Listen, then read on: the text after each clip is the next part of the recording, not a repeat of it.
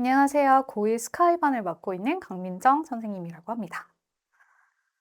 어머님들 작년 기억하실지 모르겠어요. 고1 때는 어머님들이 막 설명회도 엄청 많이 다니시고 어디 보내야 될지 막 이런 관심이 되게 많으신데 이제 고2쯤 되면 아이들도 그렇고 어머님들도 이제 거의 자포자기인 것 같아요. '아 애가 뭐 어차피 공부를 안 하는데 무슨 의미가 있나.' 설명회도 실제로 열면 거의 많이들 안 오시거든요. 그래서 되게 막막한 상황이 고2일 것 같아요. 그래서 고2를 어떻게 보내야 될지 지금부터 얘기를 드려 볼게요. 일단 고2 수학의 첫 번째 가장 큰 문제는 제가 생각할 때 편차가 큽니다. 그러니까 고1까지 내용은 사실 첫 번째가 고1 1학기를 생각해 보면 다 중등 심화 내용이었었어요. 그대로 인수분해가 있고 2차 방정식이 있고 2차 함수가 있고. 그러니까 아무리 어려워하는 중하위권 학생들도 '아 그래도 조금 익숙해.'라는 느낌으로 어느 정도는 억지로 따라갈 수 있습니다. 근데 이제 문제는 고2가 되면 새로운 것들이 계속 나와요. 새로운 거 지수로그, 새로운 삼각함수, 새로운 수열, 다 새로운 개념들이 등장을 하고 정의도 등장을 해요. 근데 거기다가 그뿐만이 아니라 이제 연산이나 풀이 과정까지도 훨씬 더 복잡해지고 이제 수학은 누적이다 보니 고1 과정의 연산에서 조금 취약했던 친구들은 이게 이제 문제점이 고2 돼서 이제 나타난다고 보시면 돼요.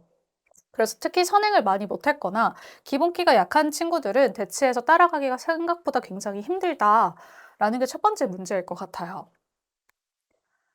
그러니까 또 대치 대부분 강의는 상위권 포커싱을 하다 보니 고2부터 진짜 따라갈 수가 없어. 뭐 "못 알아들어 엄마." 약간 이런 경우가 굉장히 많아요. 근데 일단 첫 번째 문제는 굉장히 당연시하고 넘어가는 개념들이 너무 많은 것 같아요. 특히 이제 메인이 되는 함수라든가 이런 부분에서 뭐 이런 성질에 의해서 이렇게 되고 이런 거를 그냥 당연히 알고 있겠거니 하고 넘어가는 부분들이 많습니다. 근데 이전 내용에 비어 있는 친구들은 역시나 이거 뒤에 거 그냥 새로운 걸 배우면 그 전 걸 모르는 상태로 넘어가는 거기 때문에 실력이 늘 수가 없다고 보시면 돼요. 그래서 이제 첫 번째 솔루션은 제가 생각할 땐 고2에서 이제 대부분 강의식 수업은 일방적으로 전달을 하잖아요. 일단 이 부분에서 조금 뭔가 보완이 돼야 되지 않나 생각이 듭니다. 그래서 제 첫 번째 수업 가장 큰 특징은 일단 첫 번째는 학생 눈높이에 맞는 제대로 된 개념 설명이에요. 그 말씀드린 그 당연시하는 기본 개념도 저는 좀 다시 꼭꼭꼭 확인을 다시 시키는 편입니다.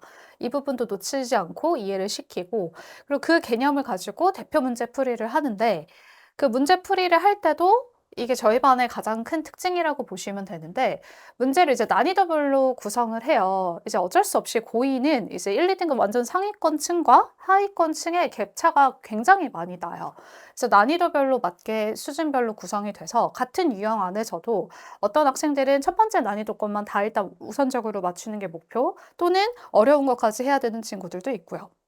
그래서 그거에 맞게 제가 이제 스스로 풀어보는 시간을 줍니다, 학생들한테. 제가 설명 대표 유형하고 나서 본인의 힘으로 본인이 할 수 있는 역량 안에서 할 수 있는 문제풀이를 하는 동안 저랑 조교 선생님이 직접적으로 다 돌아다닌다고 생각하시면 돼요. 그러니까 이게 다른 수업과 가장 많이 다른 점이라고 보시면 될 것 같은데요. 일단 이게 앞에서 일방적으로 눈으로 보는 거는 사실 도움이 별로 되지 않아요. 본인께 된 게 아니라는 거 너무나 잘 아실 거라고 생각이 되거든요. 그래서 수업 중에도 저랑 조교쌤이 정말 직접적으로 돌아다니면서 확인을 일일이 하고 이해가 안 된 친구들은 이걸 다시 한번 설명하기도 하고 이 부분이 좀 쉬운 친구들은 심화 내용, 약간 힌트를 주면 결국 본인 힘으로 풀어낼 수 있게끔 이런 식으로 수업을 진행한다라고 보시면 될 것 같습니다. 그리고 이제 마지막은 이제 정확한 목표를 제시하고 끌고 가주는 사람이 있어야 되는 것 같아요. 그러니까 고2쯤 되면 이제 고1 때 가졌던 그런 게 다 풀어지잖아요. 약간 내신도 '아 모르겠다.' 이런 상황이 되고 뭐 정시라고 하지만 되게 막연한 느낌만 가지고 있는데 일단 첫 번째 꼭 간과하지 말아야 되는 건 뭐 '수능이라고 해서 내신 문항과 크게 다르냐?' 그렇지 않다는 거죠. 이 부분도 너무 잘 아실 거예요. 어차피 대치 내신이 다 학평, 모평 변형이기 때문에 절대 다르지 않고요. 그래서 그 부분을 정확하게 어떤 걸 풀어야 되는지를 명확하게 얘기를 저는 학생들한테 해 주는 편이에요. "너가 수능을 보든 뭐 내신을 보든 모의고사 기준으로 어려운 3 점, 쉬운 4 점까지는 완벽하게 일단 문제풀이가 고2 때 마무리가 돼야 된다."라고 얘기를 해 주는 편입니다. 물론 그 외에 이제 어려운 4 점까지 킬러까지 해야 되는 경우 인 학생들도 있어요. 저희 반 학생들도 워낙 편차가 크기 때문에 그런 경우에는 제가 5시 에서 6시 를 추가 문제풀이를 진행을 할 거예요. 그래서 어려운 문항들도 좀 더 다룰 친구들은 쪼끔 더 일찍 와서 더 많은 문항을 풀 수 있게끔 얘기를 합니다. 그래서 중요한 건 일단 정확한 목표를 제시해 주고 아이들이 지금 되게 갈피를 못 잡고 있는 시즌이에요. 그래서 그걸 잘 이끌고 가주는 게 중요하다라고 보시면 될 것 같습니다. 그다음에 이제 두 번째 문제는 떨어진 긴장감이에요. 사실 뭐 고1 때야 되게 긴장도 하고 내신 잘 받아보고 싶고 수시를 노리고 하는데 고1 수시 내신 잘 받기가 사실상 어렵잖아요. 그럼 이제 고2 때 돼서 이제 '아 어차피 내신은 해도 안 돼. 난 그냥 정시 파이터야.' 이렇게 생각하고 막연하게 그냥 소홀히 내신 공부를 소홀히 하는데 문제는 그런 친구들이 그렇다고 수능 공부를 열심히 하느냐? 그것도 아니라는 거죠. 고3 때야 뭐 물러설 곳이 없어서 그때 가선 한다고 쳐도 지금 사실 고2 때 시간 투자를 제일 많이 해야 되는 게 또 수학이기도 하잖아요. 그래서 그런 동기부여 자체가 조금 많이 부족한 상태라고 생각이 돼요.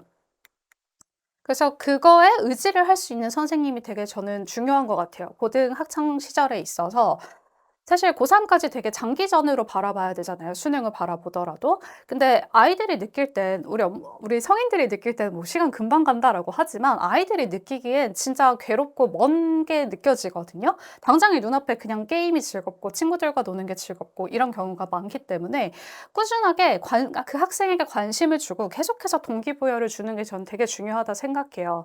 이게 작심삼일이 맞아요. 작심삼일이더라도 그때마다 계속 다시 이끌고 가줄 수 있는 무언가 의지가 되는 사람이 있는 게 되게 중요하다 생각하는데 제가 그 역할을 보통 저희 반 아이들한테는 많이 해 주는 편이에요. 뭐 상담 같은 것도 많이 하고. 그래서 고2 이 시점에 그런 부분이 또 되게 중요하다라고 말씀드릴 것 같습니다. 사실 수학이 힘든 이유의 가장 큰 특징은 그냥 학원 갔다 온 거를 그냥 본인이 공부했다라는 착각인 것 같아요. 말씀드렸듯 본인 걸로 만드는 시간, 그냥 앉아서 일방적으로 그냥 눈으로만 보고 "나 공부했어." 이게 아니라 본인 걸로 만드는 시간. 그 말씀드릴 때 고2 과정은 계산도 복잡하다 했잖아요. 답이 안 나오면 어차피 의미가 없어요. 그래서 그런 시간까지도 투자를 해야 되는데 그걸 못하는 학생들이 굉장히 많다라는 얘기입니다. 그래서 보고만 있는 수학이 아니라 진짜 그런 힘든 과정들 직접 본인이 풀어보고 뭐 고민도 해보고 이런 과정을 반드시 거쳐야 된다가 제일 메인 키포인트가 될 것 같아요.